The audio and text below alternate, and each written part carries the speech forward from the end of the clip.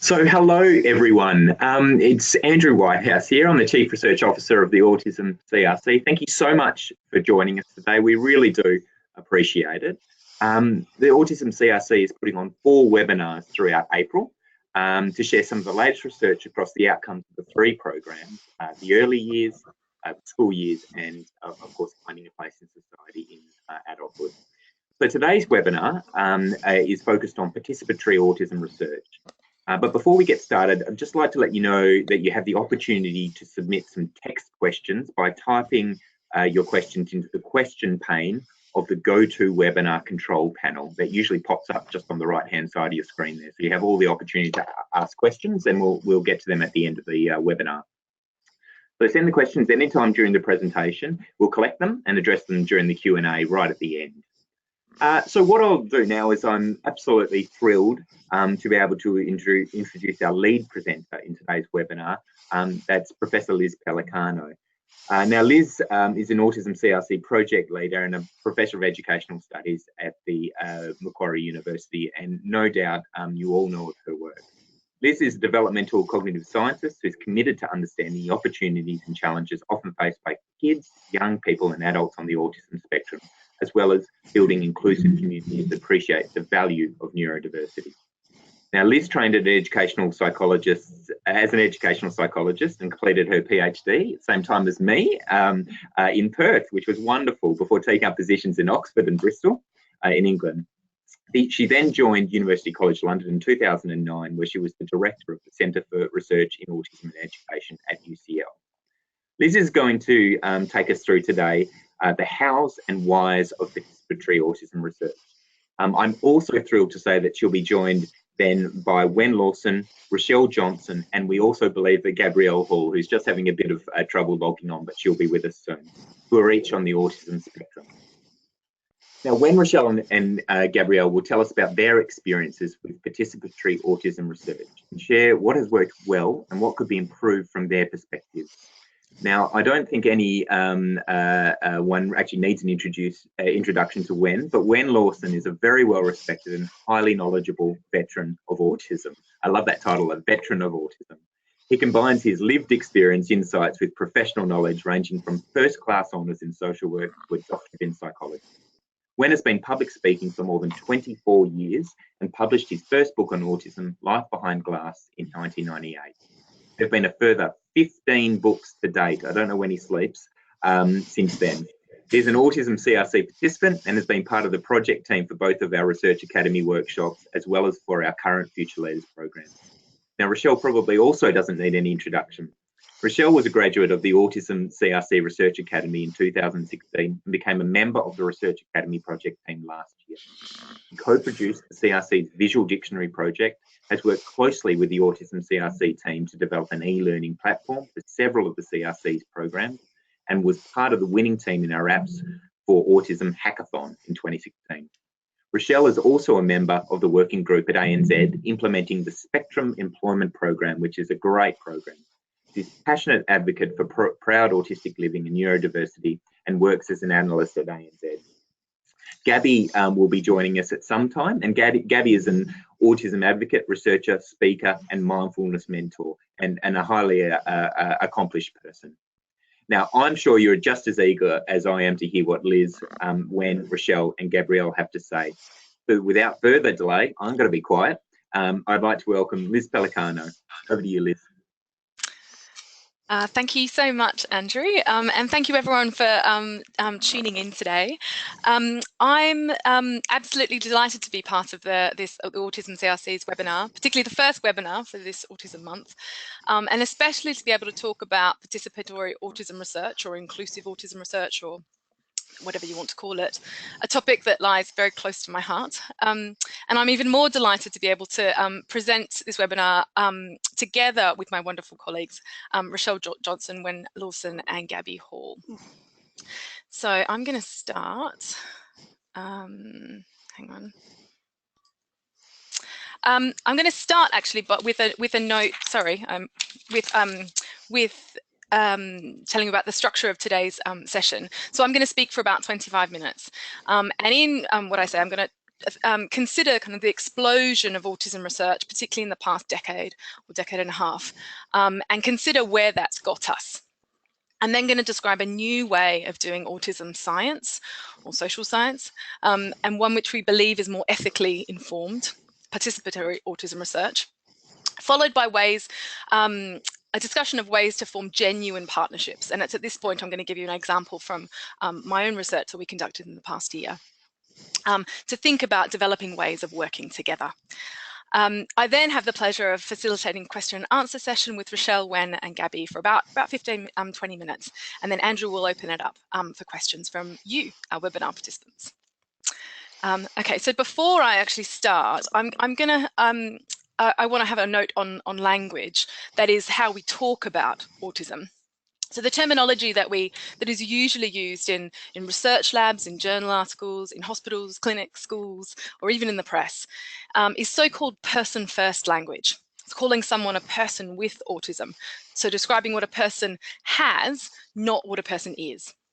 But many disabled people have argued vehemently against the use of person-first language, such as instead preferring disability-first or identity-first language, such as he or she is autistic, an autistic person. And Jim Sinclair, an autistic activist, describes why. So he says, autism isn't something a person has or a shell that a person is trapped inside. There's no normal child hidden behind the autism. Autism is a way of being. It is pervasive. It colours every experience, every sensation, perception, thought, emotion and encounter, every aspect of existence. It is not possible to separate the autism from the person. And if it were possible, the person you'd have left would not be the same person you started with. That is, autistic people can and should never be separated from their autism, both in life and in language. So throughout this talk and throughout my work more broadly, I use identity-first language, so autistic person, to respect the preferences of actually autistic people and their allies. So, and I want to encourage you to think about the way that you talk about autism and why you do so, and how you might want to talk about autism in the future. So that's my little note at the start. But to get on to what we're here to talk about, and that's first to consider the explosion of scientific research in the past decade and the uses to which it has or has not been put. So this graph here comes from an analysis of the PubMed database. So the PubMed data is basically a house of where all the biomedical publications, journal publications are stored. And I did a very basic search for publications on autism, ADHD, developmental coordination disorder or dyspraxia, DCD, and specific language impairment or SLI. And if you focus on the dark pink line depicting autism, not sure if you can see my cursor, it's the one that goes up to, it keeps going up. There are essentially, what I hope you can see is by the time around the year 2000, there are about 500 publications on autism every year, and much fewer in the earlier years, similar to the other conditions. And from then on, there is this exponential surge, such that in 2016, which is the last entry, we have more than 3,500 publications on autism, which is massive. So there is this, this growth in autism research far surpasses those in even other very fervent research fields like ADHD, which is depicted by the purple line. You've also then got DCD and SLI, which are right down the bottom.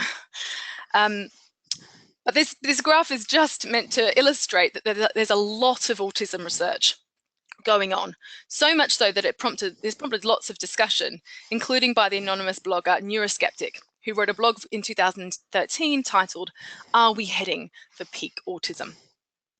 Indeed, with all the knowledge being produced on autism, one would think that all of this research should make a profound difference to people's lives. But does it? Not necessarily. More scientific research does not automatically yield improvements in people's lives. And I think that's because of the choices that have been made regarding what gets researched and what doesn't. So in 2000 in 10, I had the privilege of working on a project with Tony Charman in London, which set out to look at just that. So we looked at how much had been spent on autism research in the UK in a 5-year period, and particularly what it had been spent on. And we consulted with more than 1,700 autistic people, their family members, practitioners, and even researchers to understand what they thought about current autism research in the UK, and critically, where they thought the funds towards autism should be prioritised in the future. So what they wanted for autism research. Now, while autistic people and their family members were impressed by the quality of the research that kind of gets done, they were not convinced that the research had made a real difference to their lives. So one parent of a young child with autistic child said, I fill in all these questionnaires and do everything I can to help, but when it comes down to it, it's not real life. It's always missing the next step. It's great you've done this research, you've listened to my views, but now do something with it. So too many people felt that there was a huge gap between knowledge and practice. The research doesn't seem to help a young autistic person learn to catch the bus by themselves or to keep themselves safe. And it doesn't say how to help autistic adults get themselves into jobs and keep themselves there. Our participants wanted to see real changes for themselves, their child, or for the person with whom they work. They felt that academics were not taking enough notice of real life issues. And they were right. So our analysis showed that the majority of UK autism research focused heavily on what's called basic science, so neural and cognitive systems, genetics, and other risk factors, rather than on research targeting the more immediate circumstances in which autistic people find themselves, on services, on interventions, supports and education. In fact, our report showed that only 5% of research funding between 2007 and 2011 went towards identifying the most effective services for autistic people and their families. Only 5%. Autistic adults and parents of autistic children valued the need for basic scientific research in order to understand better its underlying causes, because we don't know enough about autism. But they wanted a more balanced profile, valuing research with a direct impact on the daily lives of autistic people, as well as research in core areas of basic science. So both the lack of research on real life issues and the lack of translation of existing biomedical research or basic science into practice generates very serious problems. Problems for those responsible for commissioning local autism services, problems for people working in such services, and problems for autistic individuals and their families as they attempt to make evidence-based or evidence-informed decisions on education, health, and care. Now, one plausible reason for this disconnect between what is being researched and what people want to be researched focuses on the decision-making processes around research. So research priorities are ordinarily set almost exclusively by scientific funders and academics in specialist fields, like me. Autistic people, their family members, and even practitioners are rarely involved in the decision-making processes that shape research and its application. They are rarely involved beyond being passive participants or subjects in research. And as we know from my own work, that lack of involvement in research results in real feelings of disenfranchisement. Indeed, in a focus group that I ran for this particular study, one autistic adult, looked at me rather skeptically and said, whatever I say, is it really going to influence anyone? That's a very sorry state of affairs. Involving community members, autistic people, their family members, and those who support them in research should be an essential part of what we do as autism researchers. It should make our research more relevant to people's everyday lives, more tailored to their needs, and more consistent with their values.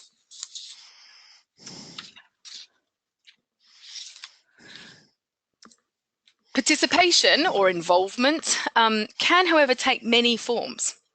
And this is just a figure which kind of builds on Sherry Arnstein's ladder of citizen participation in which the rungs of the ladder reflect increasing levels of participation or involvement and degree of community control in decision making, ranging from non-participation, where you've got kind of assessments or education even, doing things to a person, ranging up to consulting and engaging and informing, which includes more involvement, but might well be tokenistic in nature. And by tokenistic, I mean, you might ask for a person's thoughts or experiences, but they might not actually have an impact on the decision-making process at all. And then as you move up the ladder of participation, you have more, or the community has more control, so that you're then co-designing, co-producing, and you've got community-controlled research. So the idea here is to increase the degree and nature of community involvement so that you get research that is carried out with or by community members rather than to, about, or for them. So in my research, I think we're currently in the middle. We're in the purpley bit in the middle. But we're trying to move up into the darker bits, so moving up the ladder of participation. And we've done some wonderful projects recently that have been co-produced by autistic people on research that matters to them, which has been hugely rewarding. And I'll give you an example of one of these in a moment. But for now, I want you to think about, where you are in your research. Where are you at the kind of in the ladder of participation? And importantly, where do you want to be?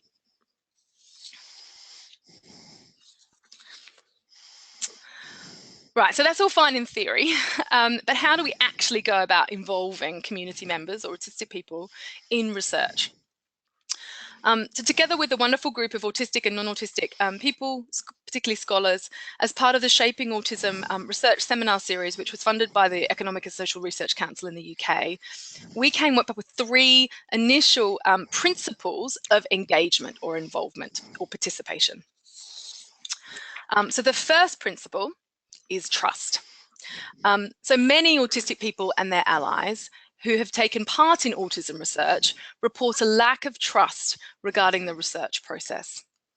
Many autistic people and parents in our research told us that they often give their time, their energy, their information about themselves or their child to researchers, but receive nothing in return, never hearing anything about the results. So the interactions are very one-sided or asymmetric in nature. And they understandably feel disempowered or disenfranchised as a result. So we suggested that researchers, both autistic and non-autistic, must build up trust with the people with whom they're working. We need to be honest and committed in our interactions with people, saying what you mean and meaning what you say. And just some questions for you to consider in your own research. Have you been honest and transparent about your research? What you're asking people to do. It's the goals of the research. Have you told your participants about the outcomes of the research and how the information will be used or has been used? Have you taken on board any constructive feedback about your work? That's the first principle, trust. The second principle is mutual respect. So autistic people and their allies are happier with their experiences of contributing to research when they feel respected and their views have been valued by researchers, both autistic and non-autistic. And as this quote clearly attests, the autism researchers that I've dealt with personally were always interested in what I had to say, as well as my well-being. And some more questions for you to consider. Are you treating your participants as people rather than just subjects or cases or patients in your research? Have you made accommodations or adjustments so that they feel comfortable coming to your research lab or clinic? Do you tell them what to expect? Do you give them an indication of how to get to you? What the structure of the session will be? Whether they have any sensory issues you need to be aware of? Have you asked the participants' views on your research at different stage or all stages of the research process? And have you thought about how the research impacts upon those being researched? So that's the second principle, mutual respect. And the third and final principle is listening and learning. So researchers, like me, have expertise in designing and implementing research. Autistic people have expertise gained from their lived experience of being autistic. Parents of autistic children have experience regarding living with and supporting someone on the autism spectrum. And professionals have expertise regarding working with a range of autistic people on a daily basis. And some people benefit from expertise, in one or more of those areas. It's crucial, though, for different kinds of expertise to be acknowledged and valued. By learning from other people's expertise, we can ensure that the research taking place is relevant, more directly relevant, to those it affects. So just as some more questions for you to consider, have you thought about the benefits that an alternative type of expertise, different knowledge and expertise might bring to your research? And if you have, how has your research changed following consultation or partnerships with autistic people and or their allies? So that's the third principle, listening and learning. So these three principles, trust, mutual respect, and listening and learning, should be our starting points for any research that we do with autistic people and their families. But we can and we should go deeper than this. And I'm going to give an example now of some research that was genuinely co-produced. That is at the top of the ladder of participation that I described earlier, where basically the kind of we were all on the autistic young people and the researchers were on a level playing field. And it was an absolutely fantastic project. The project, all the results also serve to show the way that scientists might actually miss something worth investigating unless they listened to and learned from autistic people in the way that I described, and I'll tell you about that later. But just to describe the project, we were the young autistic people that we worked with were interested in anxiety or mental health and autism. So we know that autism is not a mental health condition, but that mental health problems are extremely common in autistic people, most often depression and anxiety. And scientists rightly want to know what causes anxiety in autistic people and whether anxiety for autistic people differs from anxiety in non-autistic people. And in starting to examine this question, researchers have tried to distinguish between symptoms of anxiety that is similar to those seen in neurotypical adults, what people call traditional anxiety, so everyday worries that are difficult to control, symptoms like irritability, restlessness. So traditional anxiety and what they call autism-specific signs of anxiety or atypical anxiety, exacerbated and severe anxiety that are often linked to the key features of autism. In doing so, however, they've presumed that the causes of anxiety must lie fundamentally within the person themselves or with specific features of autism. Now, some research I've done in the past year has made me think twice about investigating anxiety and autism in this way. And that's because I had the huge privilege of being involved in the Know Your Normal project with a fantastic group of young autistic adults from the UK charity Ambitious About Autism. So they partnered, as I said, with us on a piece of genuinely co-produced research. So Fern Adams, Georgia Harper and Jack Welch came up with the idea for this project precisely because their autistic peers had identified this as a priority for research. They asked Laura Crane and I to be involved and to facilitate this piece of research. They were involved, George, Fern and Jack were involved in every step of the way. So they were involved in getting the ethics application ready, designing the questionnaire and the survey, the interview questions, analysing and interpreting the data, helping to write the report, helping to disseminate the report, helping to eventually put the journal article together, every step of the way. And importantly, they weren't researchers. They were young people who had an interest, a vested interest in doing research that mattered to them. But in doing so, because they weren't researchers, we trained them, we guided them through the research process, and we trained them in various aspects of the research, like survey design, like thematic analysis of qualitative data. So we did that all along the way. And in the process of the research, we sought the views of more than 100 young autistic adults, aged between 16 and 25 years, about how they felt about their mental health issues, how they identified whether they had mental health problems, and who they turned to for support. And as you can see from the quote that's up on the slide now, the results were rather disheartening. So this quote there says, I just felt like a burden because I didn't get as much support as I wanted to, but I was made to feel that that was more than I deserved. And another young person said, the reason that so many people with autism develop mental health conditions is because of the way that we're treated. From early childhood, autistic kids are excluded, frowned upon, and made to feel unnatural. We are constantly pressured to be more normal, whatever that means. I think that if someone who wasn't autistic grew up being excluded, bullied, and pressured to be something that they are not, they would very likely develop the same conditions.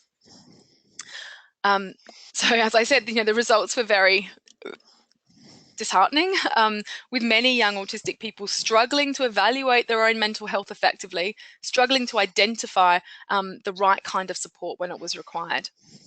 And you can read the full paper, which was published last month, so you get a full sense of what these young people identified, but also some recommendations for future research and practice. But what I want to consider now is the kind of lessons that at least I learned from doing this project.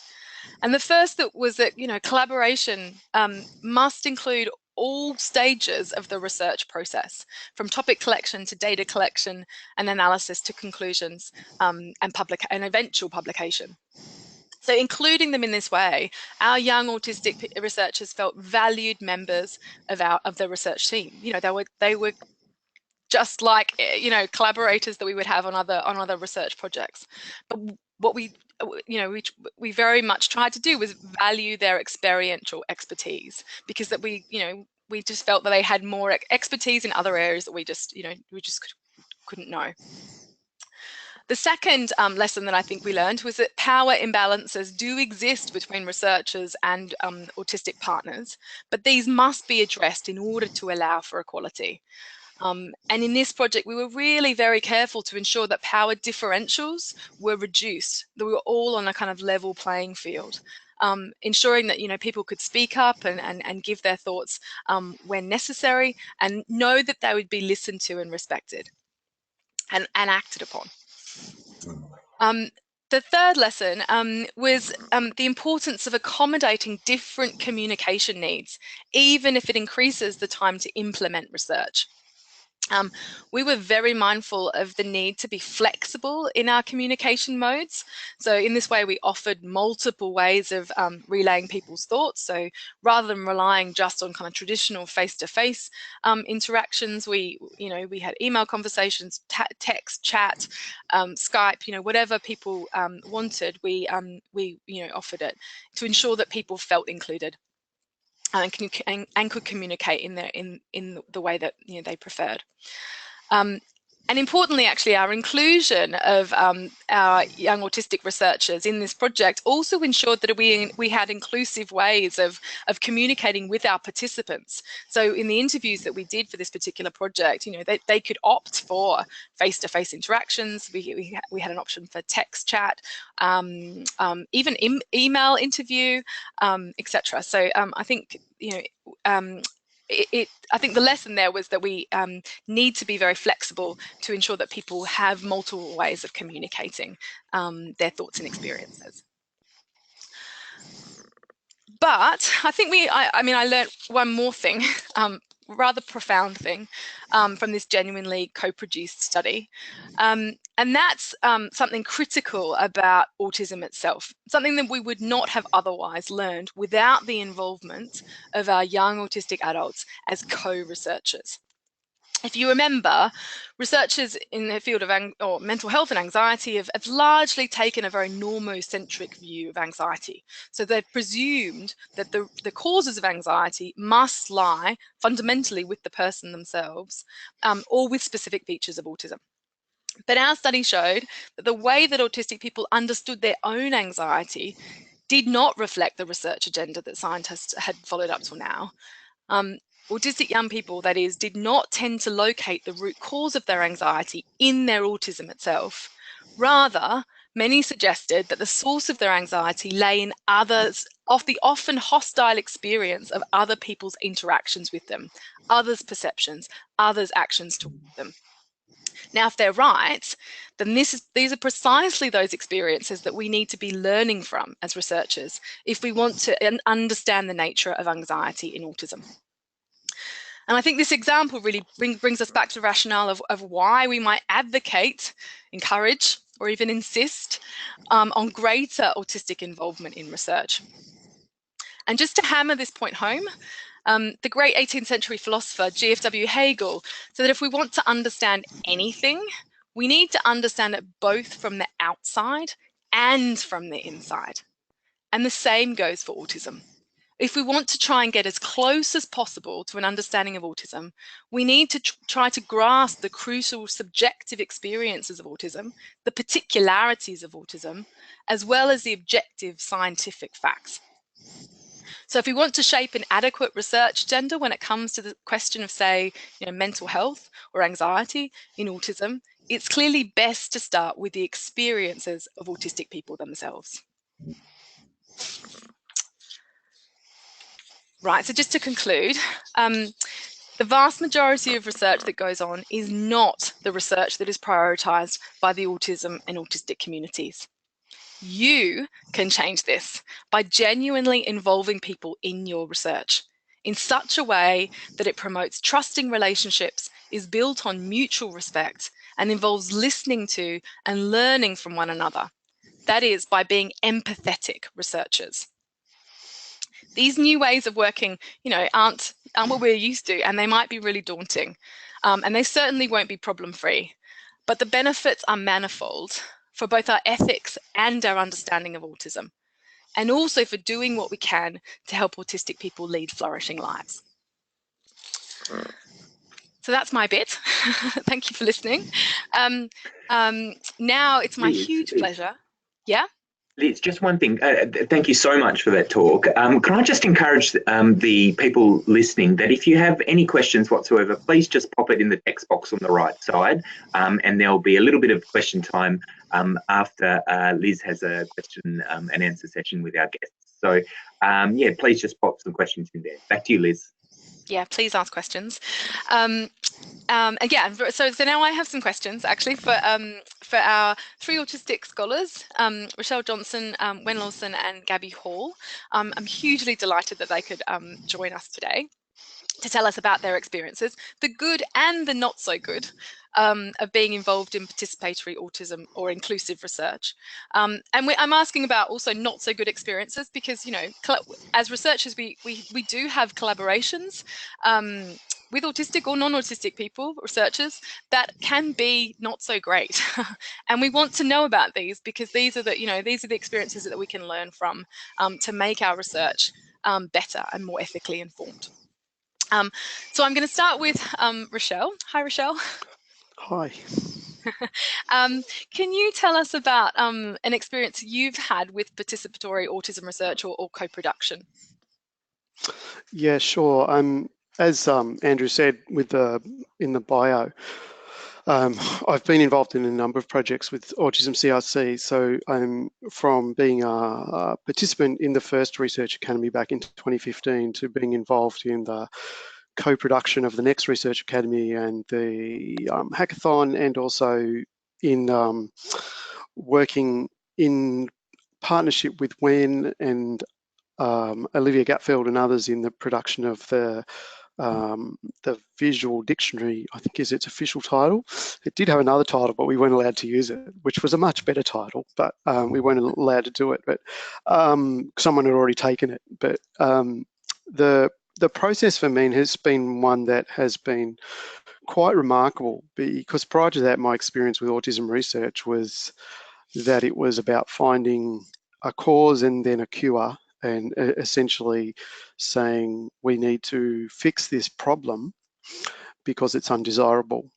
And what was particularly not great about that was, for most autistic people, they understand that autism is who they are, very much intricately connected with what they do, everything we think, feel, see, experience is done through, if you like, a lens of being autistic. And so to say I'm going to fix that and take that away would be a fundamental change of who the person is. And so that had been my experience. And then I can remember putting in my application for the Research Academy and thinking, I'm not sure if I want to do this. This is a research organisation. I'm not sure if I want to throw my lot in here. But what they said about it sounded like they were trying to do something different. And I have to say, I was, from the moment of arriving in Brisbane, once I got to Brisbane, which in itself is a funny story, but once we arrived, there was, I think, 15 of us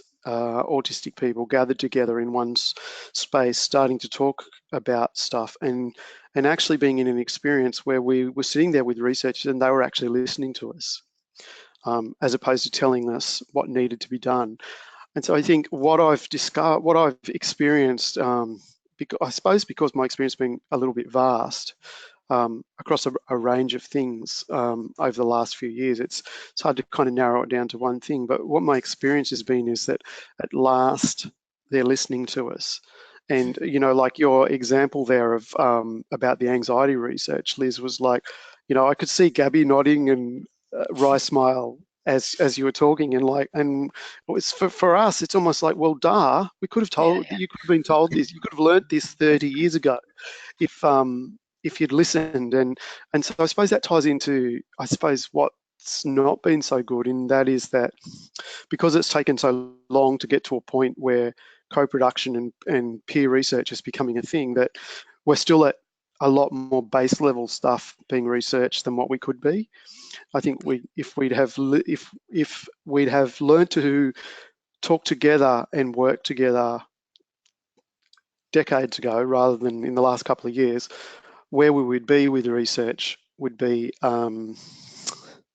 we'd be further along the field of in the field towards supporting autistic people for better life outcomes. And I think one of the, and I suppose where I see a gap still at the moment, I suppose, which is, to me, I suppose because I'm in that kind of demographic, is that it's a bit of a glaring gap, and that is where there's lots of stuff going on for kids, lots of stuff going on for teenagers and young adults, and then but you get to 40, around the age of 40, and it's like, what about those? And I actually see that as a significant gap, and a significant potential for support, for research there to get, look at supporting autistic people in that particular demographic, because we're kind of I feel like we're at a point now where we've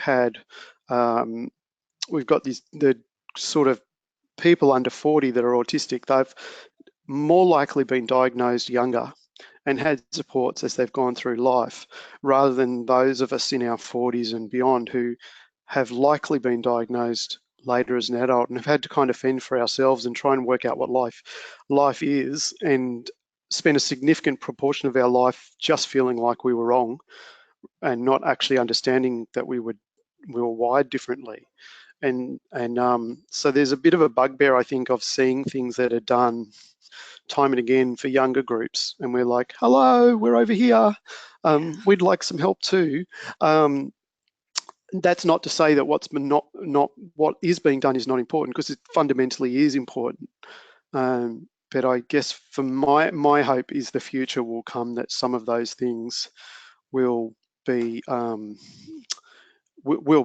And my own experience, I can't deny effectively the reason I'm employed at ANZ is because of my involvement with CRC, in being able to be a part of, particularly the project team for the hackathon, gave me a position of being able to grab the microphone and stand up and speak to a group of corporate people and actually say to them, present to them some of the statistics about employment and the reality of what that's like for autistic people, and to offer them a challenge to go back and take it back to their HR departments and say, hey, we need to do something differently. We need to actually think about this.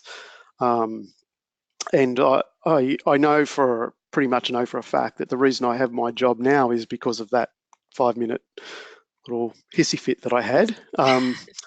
But at the time, I wasn't actually speaking so much about something to happen for me as I was seeing that things needed to change for my tribe.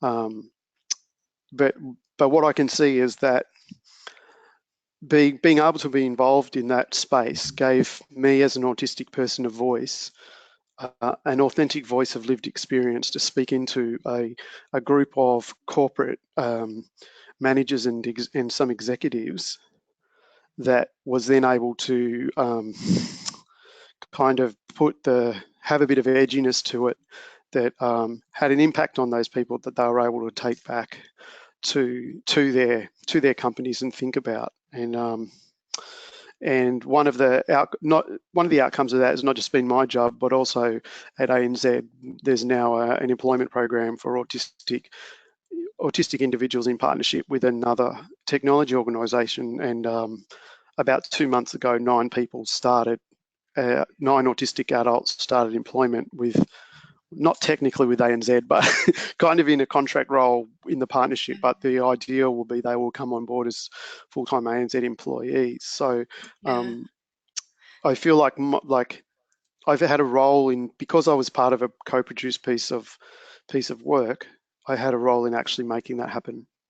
Yeah, that's which amazing. was all about, it was all about the authenticity of lived experience. Whether it was me or whether it was someone else is quite irrelevant. I think what it was an autistic individual standing up and speaking. Thanks so much, Rochelle. I think it's really important to point out that, you know, these principles of engagement, so what I talked about with trust and mutual respect and listening and learning, should go well beyond our research, you know, and being communities more broadly. And your experience of ANZ, I think, really demonstrates that. Clearly, people were listening to you when you spoke. So thanks so much. I'm going to move on to Wenn.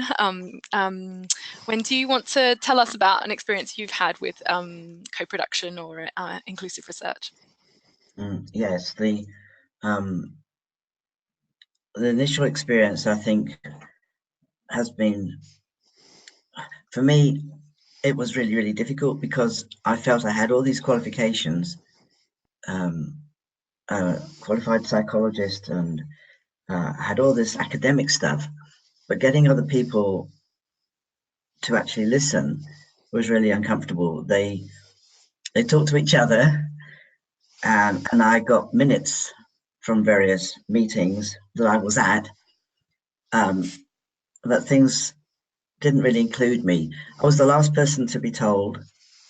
I felt I was often an added on kind of thought, or sometimes a box to be ticked so that they could say they consulted with some other autistic person as a professional. So my autism not only coloured what I was being asked and how I answered questions, but it also coloured how I was seen as a researcher, if you like. So that was very negative, and it was very disheartening. And I was very excited about being asked, and I felt hugely excited about just being involved, that somebody would bother. And that in itself, that's not really very good, that I would have been made to feel that way. So it was a very negative experience over many years. Eventually things began to change. Like Ro, I joined with the CRC and got very involved with the same projects, and everything Ro says, I just want to go ditto, because that's incredibly my experience too. So working together with other autistic people and non-autistic people, valuing what we each brought into a situation and listening mutually to one another, was very, very beneficial, and seeing the results of those things also because of the publications and how people are being involved and valued. That's dramatically changed over the years. I've been working in the field of autism for more than 23 years. I know that isn't as long as lots of other people, but I felt I had to qualify academically to get a voice, because I thought no one's going to listen because I'm just one of those autistic people. So that has dramatically changed. But certainly initially it was very, very, very uncomfortable. And I had lots of moments where I just felt like giving up because it felt like you were banging your head against a brick wall. That's certainly changed over the years, and especially with the work that the CRC is doing, reaching out into our community. And we're a difficult community to reach into because we're already closed off for so many reasons. And it was very exciting to hear just the outcome of that research that you talked about with anxiety, because mental health issues are again huge. I was just talking to a group yesterday at a seminar here in the UK, a whole day's training, and 20 people who were mostly psychiatrists. It was really scary.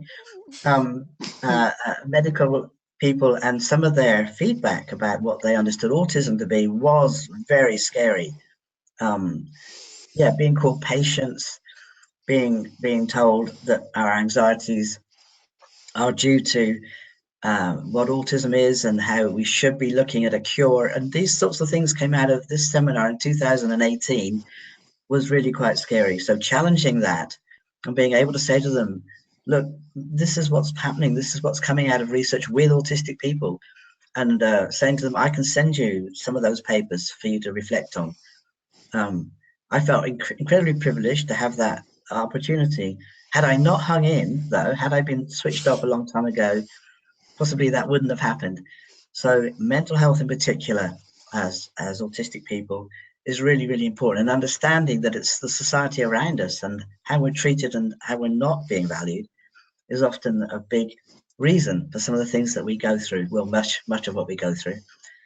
These people still talked about suffering, autism sufferers, and I cringed, and I thought, right, I wouldn't mind developing some kind of cure for being neurotypical, actually, because some of you, I didn't say it too loudly, but that was one of the things I thought. So I just have to say ditto to all of Rose's comments, and that's my experience as well.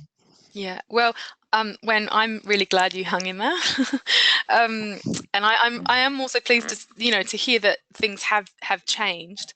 I just want to put that into context though, because the vast, you heard me talk about the 3,500 publications on autism every year now. There are only a handful. Yeah. Of papers or studies that are inclusive, genuinely co-produced, and so I think we're in a very the Autism CRC is very progressive in this regard, and because this is not the norm at all across the world. So, but we're hoping to obviously change this. So, yeah, so that's exciting. So thanks so much, Wenn. So Gabby, moving on to you, can you tell us about an experience you've had with inclusive research? Yes, hi all. So I joined the CRC last year, and I was fortunate enough to be accepted into the Research Academy, so where autistic adults are trained to be peer researchers, which was an extraordinary opportunity, and I was so grateful and so happy. Then after that, with a group of other autistic adults and a researcher, we put together a paper to look at recommendations for accommodations for autistic adults in group situations like conferences, workshops. So that was really terrific, because everything that they had done to make us feel welcome and make us feel accommodated for and respected and honoured was then fleshed out by autistic people again, and then put in another paper, and that's waiting to be published and used, which is great. Then this year there's been an opportunity to look at people who have got applications to actually do more studies, and it's assessed by autistic people if it's relevant, if it's appropriate, and that in itself was amazing to be asked. So that was great. I've written some stuff down because, you know, I get flustered and don't remember, and I want to make sure I say the right stuff. So I'll be reading a few things. Yeah. So what was really exciting is that last year I was involved in research about the financial well-being of autistic people and their carers. That was again through ANZ. So this could be an ad for ANZ because they have been amazing. And they funded RMIT to co-produce a study with the CRC. So this was really important to me because I'm a trained nurse and naturopath, and I know that finances have a massive impact on mental and physical health and well-being. And the autism population is so vulnerable in this area. Getting money in and managing money is a massive issue. So I was asked to look at the questionnaires for the participants. I was involved in the focus groups in writing up the results. I didn't do any of the analysis because I'm not quite sure if I'm there yet, but you know, maybe next time. And I love being a part of the process. I love being asked. I love being visible. And in no way at any time did I feel like a token autistic person. There was never any condescension. There was never any pats on the back. It was a true collaboration. And that was the first time I've ever experienced that before from any organisation, and really from, you know, professional individuals. And coming out and walking into a room of professors and academics as an autistic person is really challenging because, you know, I'm so used to being perceived as inadequate or a problem or this or that or the other, but there was none of that, which was wonderful. So the biggest and scariest part was the launch of that research, and Ro was there. Yay, thank you for helping me. So it was in front of a group of about 200 ANZ employees essentially, and the media. And I was up the front in a panel discussing the implications of the research and the process, being an autistic person and my experience. And that was extraordinary, and it was so scary. But what was wonderful about it being really scary was, first of all, I got to challenge all of the limits and all the limiting thoughts that I've had being, you know, an autistic person undiagnosed, you know, because everything's wrong with me. So I can challenge that, which is magic. But the Autism CRC staff were incredible. They prepared me. We went to the venue beforehand. I met the key people. So all of my anxiety around delivering that really important research was managed really prior, because I knew what to expect. So I could just get on with the job of doing what I wanted to do, which is sharing the voices of autistic people and their carers, which is so valuable and so important. So that was fantastic. And since then, I've been asked with this group of employees at ANZ, they have a literacy program, a financial literacy program called Money Minded. And they put these autistic adults through the cohort, through the research. So I was asked to look at the suitability, the relevance, and I sat in with these guys for the 3 days. And at the end, you know, there was a meeting of everyone involved, and I was genuinely asked, what do you think? You know, was it relevant to their lived experience, to their concept of money? You know, how was the flow, the way in which they were receiving the information? It was auditory, it was visual, it was on computer. So looking at all of the modes of disseminating information. So that was really great. And I guess the biggest challenges I've had are no different to what it is to be an autistic person, really. You know, am I going to stuff it up? Am I going to get it wrong? Am I going to be overwhelmed? Am I going to be able to manage the unpredictabilities of what's going on? But what's so good about being involved with the CRC is that they've actually trained me that I can prepare myself and I can ask for accommodations. And I had never even contemplated that that was my option as a person, to actually do that. And speaking, I guess, about anxiety and the way in which, you know, I'm, you know, often anxious because I don't know what's going to happen from out there, not within myself. And again, mindfulness has been a way that I've dealt with that. And so I can go into these environments and into these challenging situations and manage how I feel about myself. And the CRC has given me these incredible opportunities to do that in a way that at times have been terribly exposed. But what is so wonderful is that every time all of us face these fears or push through that, is that, you know, I have a voice, you know, I'm listened to. And what's really weird is that when I have these amazing autism friendly experiences, I go into the real world and I have to remember, oh, you're female, you can't be autistic. You're too old, you can't be autistic. You know, oh, you look normal, you can't be autistic. And so I actually get the capacity to advocate for myself the way I feel like the Autism CRC has helped me advocate for our tribe. So it's been fantastic. That's an amazing. Can I just Can I just add something to Gabby's experience there? When Gabby was presenting in front of those 200 employees at ANZ, I was there, yes, but so was the CEO, who was taking notes and tweeting out what Gabby said as she was saying it. So her voice was not, it wasn't just her lived experience was amplified out in very unexpected but wonderful ways. That's amazing. And I think, Gabby, you really pointed to a benefit, not just about the research, but about being involved and listened to, and the kind of confidence and the feelings of empowerment that, you know, people can feel when they are actually respected and valued as participants, as researchers, as human beings. So thank you so much. I think we have a few minutes left for any questions. Andrew, do we have any questions from yeah, look, we've got one. We've got one question here, and we've just got enough time for one question actually before we wrap up. But there's a lot of a diverse array of people who are listening to this and watching this as we speak. How do people get involved? If you are have the lived experience yourself or a family member, and you want to get involved research, do any of the panelists have any tips as to how they might go about that? I'm going to open that to you, Rochelle, Wenn, and Gabrielle. How would you suggest people get involved?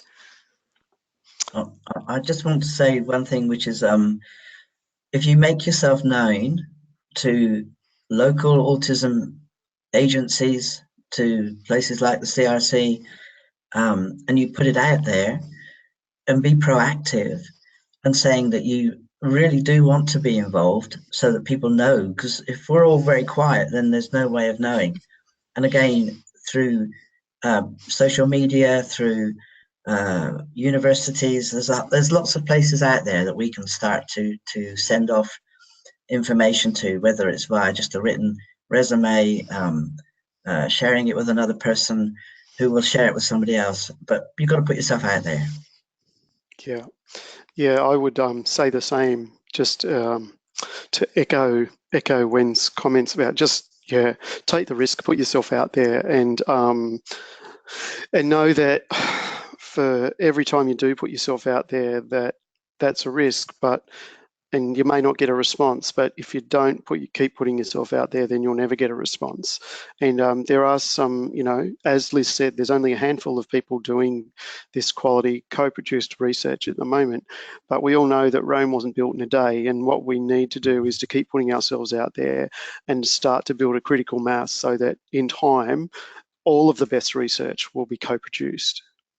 And I guess Gabby, for me, it's about persevere. You know, if you've got an idea, if you think that there's something that needs to be asked or needs to be looked at, then be passionate about that and persevere. And when I applied to be in the CRC Academy, I was the last person. I was like, we don't quite have funding, but we might get a little bit more and you might then be able to come in. And so then I got in because they found that last bit of money.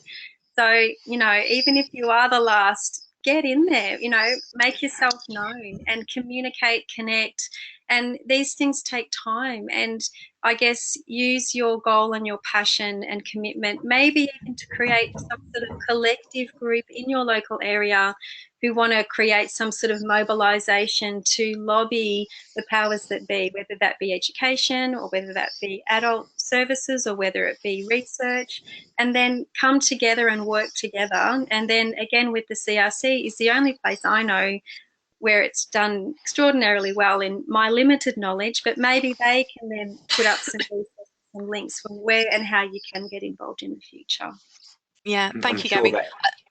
Can I just add, Andrew? I think it's really important also for people to remember that that collaborations are relationships, and relationships don't always work. And so I think that's why it's really important to persevere, because you might start a collaboration with someone, as I do with non-autistic researchers, and you just don't necessarily click or gel or whatever. You don't work in the same way, and that's okay. But I think it is really important, as people have said, please do persevere, because there are people out there who you will deal with. So Yep. Look, I'm sorry, we're not going to get to many of the questions, because it's been such a jam-packed session, and we do need to finish on the hour. So I just really want to thank and really congratulate Liz, Rochelle, Gabby, and Wenn again for getting up at a very early hour in the UK, for sharing their perspectives and experiences with us. It really was fascinating, and what I'm hearing is the mutually beneficial relationship, both in personal and professional development on both ends. I'd also really like to thank all of the people who joined us today, and we had a really big group, which was terrific, and that I hope you found the webinar informative, insightful. The recording of this webinar will be available on the Autism CRC website, so just Google Autism CRC, and that'll be up there in the coming days. Really do try and tune in also to our next webinar, which will be focused on adulthood, and that will be next Monday. If you'd like to know any more about the Autism CRC's work across the lifespan, just visit the website and you'll see it all. You can also follow us on social media. So to Liz and the panel, thank you again for your reflections, and to everyone out there, have a great day and go well. Thank you, everyone. Thank you. Bye, everybody. bye.